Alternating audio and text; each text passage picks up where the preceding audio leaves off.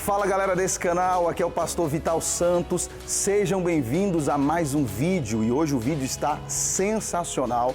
Hoje eu vou fazer uma entrevista muito legal, fique até o final desse vídeo, mas antes de prosseguir eu gostaria de pedir que você se inscrevesse no nosso canal, curtisse, compartilhasse o nosso conteúdo para que mais pessoas sejam abençoadas com o nosso conteúdo aqui desse canal. E hoje eu vou receber um amigo, ele que é pastor, ele que é líder e uma grande influência em juventude aqui em Brasília. Ele é escritor, ele é pai, ele é esportista. Seja bem-vindo a esse canal, Pastor Nixon Torres. É uma honra muito grande receber você aqui. Obrigado, Pastor Vital. Obrigado aí a todos que estão assistindo. Prazer estar aqui nesse canal, poder bater esse papo, compartilhar algumas ideias. E eu creio que vai ser uma entrevista muito produtiva. Legal, eu gostaria de começar essa entrevista aqui com meu amigo Pastor Nixon Torres, que nós temos uma relação pessoal, então vai ser mais para um bate-papo. Nixon, eu gostaria que você se apresentasse, contasse um pouco da sua história para essa galera que está assistindo, como que você se converteu, como que você chegou até aqui onde você está hoje, no seu ministério. Pois bem, Pastor Vital, na verdade eu sou da igreja, né, desde meus 5 anos de idade. Minha mãe me levou, né? Meu pai se converteu na cadeia. Na cadeia? Meu pai se converteu na cadeia. Minha mãe aceitou a Jesus lá, nos cultos que tinham lá. E aí minha mãe aqui fora foi para uma igreja batista, mas não se adaptou bem. E aí foi onde ela chegou na DET, né? Que é o ministério onde atualmente eu estou há 26 anos. 26 anos. Então, com 5 anos de idade, minha mãe me levava para a escola dominical, né? Minha mãe foi muito rígida na minha educação cristã e cresci. Nos meus 16 anos ali também teve um episódio com meu pai, né? Que a gente pode comentar um pouco mais para frente. E aí foi onde eu desviei, fiquei ali dos 16 aos 19 anos, me desviei. Com 19 anos eu voltei, reconciliei com Jesus. E aí foi onde a chamada floresceu, né? E aí aconteceu tudo muito rápido. Com 19, 6 meses depois eu já era líder de jovens. 1 ano e meio depois eu já me tornei um pastor um obreiro, na verdade, não era pastor. Já era um obreiro de tempo integral com uns 20 anos de idade, né? E aí Deus foi me abençoando, foi construindo minha trajetória. Com 25 anos fui ordenado a pastor. 25 anos. Do tempo que eu estou aqui, o pastor mais novo a ser consagrado no nosso ministério. E escrevi 2 livros, me casei, tenho 2 filhos. E Deus tem muito me abençoado aqui. Maravilha. E uma coisa, pastor, que eu gostaria de perguntar, o senhor tocou no assunto sobre ser o pastor mais jovem do Ministério ADET até agora, né? Como que foi essa sua experiência em assumir uma igreja? Se não me engano, foi na Estrutural, a primeira igreja que o senhor assumiu. Na verdade, eu comecei como copastor na Vicente Pires. Eu era noivo ainda, nem casado eu era. Eu era noivo, aí o pastor me colocou lá para ser copastor e depois de 6 meses ser o pastor da igreja. Aí eu fiquei 1 ano e 1 mês sendo copastor. Aí o pastor resolveu me tirar de lá como copastor na Vicente Pires, na DET da Vicente Pires. Aí eu vim, aí depois de um tempo eu fui para a Estrutural, né? E aí fiquei lá com 25 anos. 25 anos eu pastorei a primeira igreja, fiquei lá 3 anos. E qual foi o seu... Eu vou dar um exemplo de mim. A gente está aqui no bate-papo, eu posso contar um pouco da minha experiência. Eu também fui ordenado de maneira jovem, na verdade eu assumi igreja antes de ser ordenado a pastor. E eu tive muitos desafios por conta da idade. Qual foi o seu maior desafio, assim, ou não foi, assim, muito difícil? Não, tive. Assim, por causa da idade. Na época, a Estrutural era uma igreja muito jovem. Então, isso ajudou. Mas, por exemplo, sempre tem irmãos mais velhos. E eu tive dificuldade no início. Né? Porque as pessoas, às vezes, elas nem te dão chance para que você teste o seu caráter, né? Então, as pessoas, elas, às vezes, olham e eu tive dificuldade. Eu tive um obreiro, por exemplo, lá. Eu estava até pensando nisso esses dias. Eu tive um obreiro lá que resolveu sair da igreja. Por causa da idade, às vezes, né? Ele sempre vai achar um pretexto, né? Para poder argumentar o seu pensamento. Então, ali pela minha idade, e também você vem com uma dinâmica diferente, você vem com uma linguagem não tão tradicional no sentido assim de ficar parado, né? Mais agitação. E aí tem gente que não dá chance, mas às vezes a gente entender esse processo, ser maduro e romper, né? Não entendi. E hoje o senhor é pastor ainda de uma igreja, Agora já está um pouco mais fácil, né? da experiência e tudo mais. E o senhor também trabalha na coordenação de jovens do Ministério da Assembleia de Deus? Eu trabalho com jovens e adolescentes há 11 anos, né? Já fiz 2 gestões gerais aqui na DET, estou na minha 2ª gestão, né? Então hoje nós coordenamos 40 líderes de jovens e mais de 600 jovens, né, no nosso ministério. Então fora que a gente tem livro lançado na área de juventude, né? A gente já pregou em Brasília, no Brasil todo nessa área. Então é uma área que a gente tem uma vasta experiência, né? Eu fiquei, na verdade, quando eu me tornei líder de jovens, eu fiquei, pastor Vital, me dedicando 4 anos só sobre esse tema. Só com jovens? Só jovens e adolescentes, né? Hoje a gente deu outras direções em relação a desenvolver outras áreas, mas assim, estudamos bastante sobre esse assunto. Entendi. Inclusive eu já fui liderado pelo pastor Nixon, eu fui liderado no início, quando eu tive esse contato com o Ministério ADET, eu liderava jovens também na congregação. E o pastor Nixon era coordenador de jovens na sede, no campo e tal. Ou seja, eu fui coordenado por ele e eu fui consagrado a diácono, depois ao presbitério, depois ao pastoreio. E, obviamente, eu aprendi muito na sua gestão, né? Eu até brincava com o Nixon, brincava não, até falava, dava algumas ideias para ele, e uma coisa que me chamava muita atenção em um dos trabalhos que ele fazia dentro do Ministério ADET, era um trabalho chamado Recarga. Lembra-se desse trabalho? A Recarga, né? A gente fez por muitos anos. Aquele negócio da Recarga, ela teve como é que eu posso dizer, uma influência muito grande no meu ministério, uma influência muito grande, porque eu percebi ali uma oportunidade, uma união, sei lá, uma conexão da sede com as congregações. Então, esse foi um dos trabalhos que me marcaram na sua gestão, dentre outros. Hoje nós temos mais de 40 igrejas, né, congregações. Hoje nós temos, por exemplo, mais de 10 pastores, que é a história como a nossa, né, que eram líderes de jovens e se tornaram pastores de congregação que hoje estão frutificando o ministério. Né? E uma coisa, pastor, como é que você lida com a questão do seu tempo? Porque o senhor tem um negócio do esportista também. O pastor Nixon é jogador de futsal, profissional, como é que é isso? Não. Hoje, assim, eu ganho até um dinheiro jogando futsal, mas, assim, é o meu hobby, né? É um hobby. Né? É um hobby. Hoje eu consegui ter um hobby remunerado. Mas é meu hobby, é o lugar onde ele se... Você sabe como a vida do pastoreio é puxada, né? Então a gente tira um tempo ali para competir. Eu sou muito competitivo, né? Eu gosto dessa questão de alta performance, de ser competitivo, de competir. Eu acho que todo mundo precisa ter algo ali para desenvolver essa mentalidade de vencer, de ser campeão. Eu acho que o esporte ele trabalha muito isso.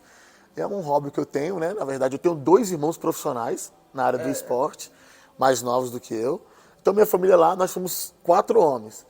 Todo mundo, não tinha carrinho, lá só era igreja e bola, né?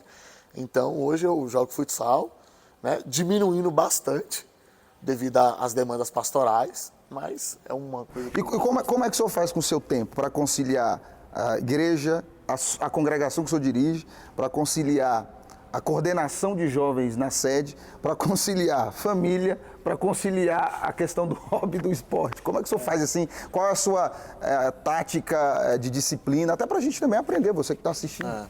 Não, eu considero isso como você faz uma divisão de prioridades, né? Então, minha prioridade hoje, dentro do contexto, é meu tempo com Deus. Meu devocional, minha leitura, os livros que eu leio, as palestras que eu assisto, meu tempo com Deus, ele é inviolável, né? Segundo, o meu tempo de família. Então, um dia na semana, eu separo um período para ficar com a minha casa. Tipo assim, eu não visito ninguém, independente do que aconteça. Pastor, aqui está tendo problema.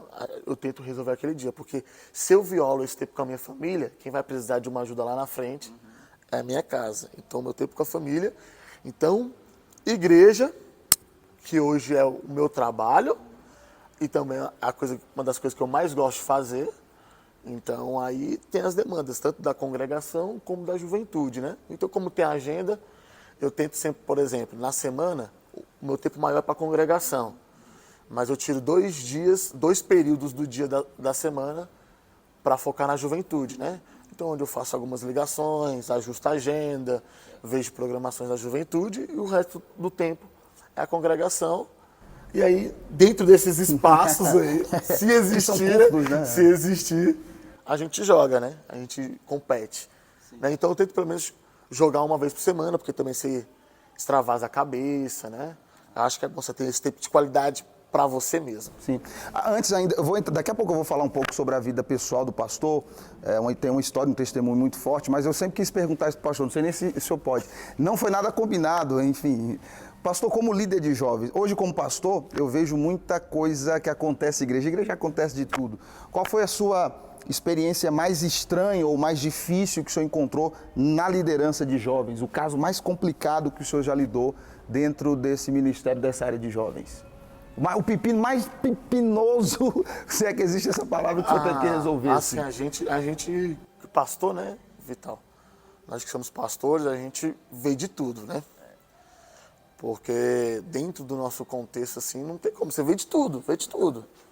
Então, eu já vi de caso de um pai abusar da própria filha, adolescente, né?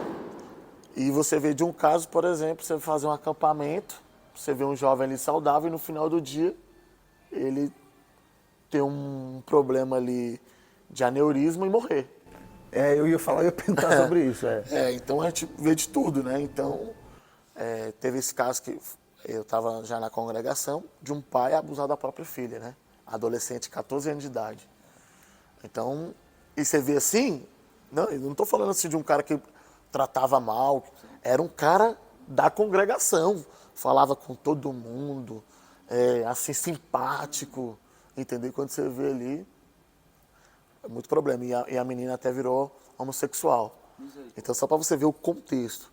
E esse caso também que chocou muito a gente, né? Foi no ano passado, a gente fez um acampamento de mais de 250 jovens, e um jovem passou mal, e no outro dia, né? De manhã a gente estava sendo visitados pelo Espírito Santo de Deus, e à noite eu estava entrando dentro de uma ali, como se fosse dizer, um microtério ali, e vendo um jovem morto, né? Então, são coisas que chocam a gente, mas amadurece, né? São experiências que a gente precisa passar justamente para poder aconselhar, e eu acho que eu costumo brincar lá na igreja, engrossar o nosso couro. Pastor, não sei se o senhor pode falar também, pode ser várias pessoas também, quem é o seu mentor? Todos precisam de um mentor, de uma referência. Não, assim, eu busco ter vários mentores em várias áreas, né? Porque uma pessoa ela não vai conseguir te mentorear em tudo, né? Mas o meu mentor na minha vida pastoral é o meu pastor, né? Pastor Rui Mar. É o cara ali que tem um acesso ao meu coração para corrigir, para me discipular. Mas eu tenho hoje vários mentores, assim. Tenho pessoas que mentoriam o meu casamento, que são casais ali que quando tem uma crise, né? Quando eu estou numa crise com a minha esposa, me aconselham. Mas assim, no modo geral, meu pastor, ele é um cara que me abre muitos olhos em muitas áreas da minha vida. Vou contar até um exemplo aqui interessante, que eu sempre conto. Eu estava começando a pregar e eu já tinha uma agenda até considerável, né? E uma vez ele me chamou para pregar na sede, eu estava começando a ficar aqui, eu fui, preguei, Deus me usou, sabe aquela sensação que você foi bem? Sim. E aí no outro dia ele me chamou para comer um churrasco. Foi. E ele começou a elogiar, falou, você tem chamada, você tem revelação do texto, você tem ali unção, mas só que seu português é muito ruim. Primeiro dá o churrasco, primeiro enche a bola, depois... A gente chama isso de efeito sanduíche, né? Hoje, como pastor, a gente também acaba fazendo isso. Pão, carne e pão, né? E aí... ele falou assim, mas seu português é muito ruim. Ele liberou ali uma palavra para minha vida que mudou muito. Que ele falou assim, Deus só vai te levar nos lugares aos quais onde você estiver preparado. É isso aí. E aí Hebreus diz que a correção, ela começa amarga, mas depois ela produz frutos pacíficos de justiça. É isso, velho. Ou seja, na hora ali você fica ali, você acha estranho, né? Mas você vai começar a refletir, fala assim, não é que faz sentido? E eu comecei a estudar português, nem foi teologia, não era nem interpretação do texto, era minha comunicação. Então, não é que eu sou um expert na área, mas eu melhorei bastante. Me ajudou a escrever, no entanto que hoje eu tenho vou falar assim, né? Eu estou começando uma empresa de coordenação editorial, lanço livro de outras pessoas. Então, foi me ajudando. Sim. Foi me ajudando e eu cresci. Então, a importância de ter um mentor que vai ali te corrigir na hora certa e com sabedoria, né? E com sabedoria. Porque primeiro ele para comer o churrasco. Eu faço muito isso e lá na nossa igreja, aqui a gente está no bate-papo, na nossa igreja eu faço muito isso, eu falo muito sobre o português. Às vezes os obreiros lá da nossa igreja, eles, como você disse, né, começa amarga essa correção, mas eu observo muito isso porque eu olho muito para o apóstolo Paulo. Nessa área de falar bem, de falar outros idiomas, no caso do apóstolo Paulo, para que você acesse outros graus na sua vida. Eu falo muito sobre português e incentivo muito até você que está assistindo agora, que quer pregar, que que almeja o ministério da palavra, precisa olhar para o português. Não é só a questão da oração, da unção, que na hora da Assembleia de Deus tem muito esse negócio. O que importa é você abrir o texto e pregar com unção. Não. O que importa é você ser Eu tenho uma frase, pastor Vital, que eu digo o seguinte: unção tem que vir junto com capacitação. Exatamente. Pronto, isso é o resumo. Unção junto com capacitação. Agora, pastor, gostaria de entrar um pouco numa parte do seu testemunho que é muito forte. O senhor falou no início do vídeo sobre a sua mãe que se converteu dentro da cadeia do presídio, visitando o seu pai. Conte um pouco, pastor. O meu pai, né, meu pai foi um cara muito inteligente, né, mas ele escolheu uma vida pregressa, né, no crime. Meu pai era um assaltante de alto padrão, assaltava bancos, joalherias. Era um cara assim muito culto, muito inteligente. Então meu pai ficou preso desde 89, eu sou de 92. Então eu fui feito no presídio. Cadê do presídio? Fui feito dentro do presídio. Então eu nasci naquele contexto de ir para rodoviária, pegar ônibus para Papuda. Papuda é o presídio aqui do Distrito Federal, né? Então muita gente deve conhecer, porque esse é um presídio federal. Então eu fui criado nesse sentido, né? E minha mãe se converteu mesmo de fato através do meu pai. Só que meu pai não conseguiu se firmar e no semiaberto ele fazia muitos assaltos grandes. Meu pai era tão inteligente, Vital, que ele leu a Bíblia 18 vezes e ele, né, segundo ele, leu mais de 800 livros. Eu até postei esses dias lá no meu Instagram, né, o diploma do meu pai em teologia. Então, mas só que ele não se firmou, e pelo contrário, minha mãe aqui já se firmou, né? Sim.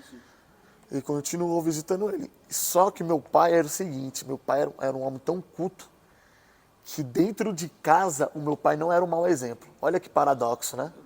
Meu pai era um cara assim que uma vez chegou em casa com um cofre estimado em R$1 milhão.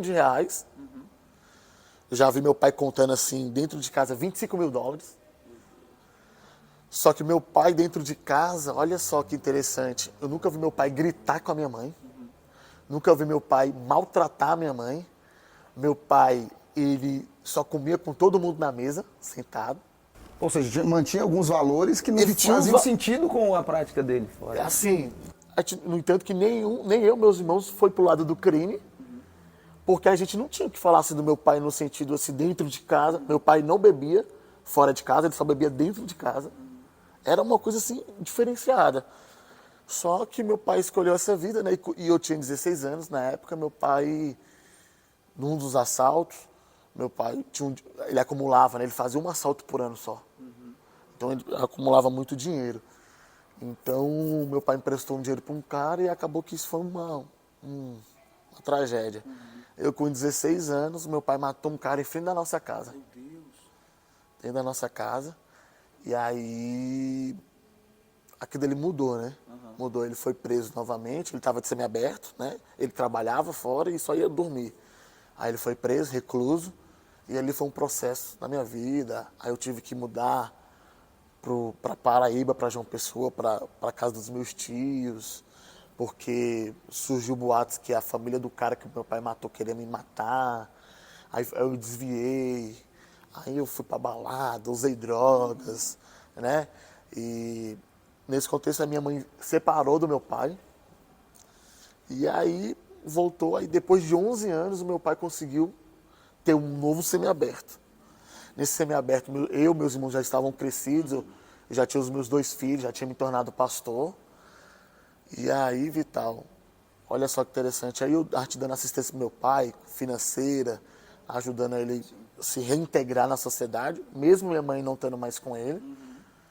E aí, só que meu pai é aquela coisa, né? Hoje, aquele texto onde a Bíblia fala que alguns nasceram para a perdição, eu consigo entender esse contexto, né? Não é que Deus quer, mas uns decidiram, né? Ficar nessa vida mesmo tendo todo o conhecimento. E aí eu tive um sonho com meu pai. Sonhei que eu e meu pai estavam foragidos. E aí eu falei, preciso ver meu pai. Aí eu fui, tive um contato com ele, olha só que interessante, até olha, eu vi contar isso aqui. Eu acho que foi numa das últimas vezes que eu preguei lá na sua igreja. Eu acho que foi, eu lembro. E aí eu vi meu pai naquela tarde, eu falei com ele aí eu sempre levava meu pai, né, pro presídio no final de semana. E quando eu cheguei, meu pai falou, não vou voltar. Eu vou pro interior do Goiás, não vou voltar mais pro presídio, não quero mais isso. Eu falei, pai, agora é o momento de você aproveitar a sua família, seus netos, né, casar de novo, entendeu? Viver a sua vida. Ele, não quero, eu vou fazer contato com vocês e tal. Aí, para encurtar a história, aí nesse mesmo dia à noite eu preguei lá na sua igreja. E aí quando foi segunda-feira à noite, ele foi fazer um assalto em Formosa e ele entrou em choque com a polícia. E a polícia acabou matando ele, né? Aí, na terça-feira, entraram em contato com a gente, muito triste, né? Eu tive que ir lá reconhecer o corpo, meus 2 irmãos jogando fora, eu enterrei ele sozinho. Só eu e meu sogro. No velório? No velório. Caramba. E aí, eu enterrei mesmo lá em Formosa, né? E aí seguiu, né? Mas você vê, né? Então, mas assim, é uma experiência que eu tenho, pastor Vital, eu já quero aplicar isso daqui também. Eu sempre tive essa ausência de pai, né? Sempre tive essa ausência de pai, de paternidade. E é uma ausência que muitas pessoas têm. Uma vez eu vi uma pesquisa de que cada 10 jovens problemáticos, a cada 10 jovens problemáticos, 7 tinham problema com o pai paterno, biológico. A ausência, orfandade, às vezes o pai é vivo, mas é órfão de afeto. Sim. Mas quando eu fui pai, eu falei assim, eu não vou reproduzir isso, né? Porque tem gente que acredita, né, em maldição hereditária e não. E eu falei assim, eu acredito em progressão de comportamento. Eu aprendi, eu replico. Mas eu falei assim, não é porque eu não tive um pai que eu não seja um bom pai. E hoje eu tento ser um excelente pai para os meus filhos e quebrar isso daí, né? Então eu vejo os lados positivos do meu pai e tento replicar isso. Porque uma coisa que me chamou a atenção na questão do seu pai é que hoje em dia, em linhas gerais, a pessoa é um ótimo exemplo fora de casa e um péssimo exemplo dentro de casa. É isso que se vê hoje em dia, não é? Principalmente dentro do ambiente de igreja. Isso. Se vê muita gente que é um ótimo exemplo na igreja, mas é um péssimo exemplo dentro de casa. No caso do seu pai é o contrário, né? Pastor, agora eu fiquei meio que sem... É um testemunho muito forte. E eu espero que esse testemunho edifique a sua vida. Eu nem sabia desses detalhes, para ser sincero. Da morte do seu pai, sim, mas eu não sabia de toda essa história. E para entrar no encerramento aqui, porque o pastor Nixon tem uma história muito grande, a gente vai deixar para próximas oportunidades. Parte 2, parte 3, parte 4. Para encerrar o nosso vídeo aqui, pastor, mande uma mensagem aí para essa galera, para a juventude, para essa galera que almeja, sonha com o ministério. Enfim, mande uma mensagem para a gente finalizar o nosso vídeo e edificar a vida dessas pessoas que estão até agora conosco. A Bíblia diz que aquele que deseja, né, um ministério excelente, coisa deseja, né? Então, assim, eu fui uma pessoa que eu me gastei e tenho me desgastado em prol do meu chamado.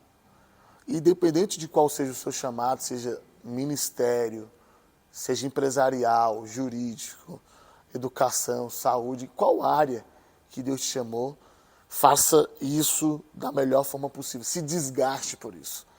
Porque eu nunca vi ninguém se arrepender de fazer algo bem feito. Então, em tudo que você colocar as mãos, faça bem feito, faça para a glória de Deus, porque isso vai te recompensar. Amém. Glória a Deus. Pastor, muito obrigado pela sua presença aqui no canal Vital Santos Gospel. Não esqueça de se inscrever aqui no nosso canal e eu espero que você tenha gostado dessa entrevista, que foi sensacional, me edificou, falou muito comigo. Obrigado, pastor. Valeu, e até pastor. a próxima. Tamo junto. Deus abençoe. Pessoal, chegamos ao final de mais uma entrevista e hoje, como você viu, foi o pastor Nixon Torres. Eu espero que você tenha gostado dessa entrevista e compartilhe com alguém para que ela seja edificada com esse testemunho e esse papo tão legal que nós tivemos aqui. Quero agradecer também ao nosso diretor Paulo, que está sempre nos acompanhando. Deus abençoe. E você que está assistindo esse vídeo, não se esqueça, eu repito para você, se inscreva no nosso canal, compartilhe e comenta o nosso conteúdo para que mais pessoas sejam abençoadas com esse canal Vital Santos Gospel. Deus abençoe você e até a próxima.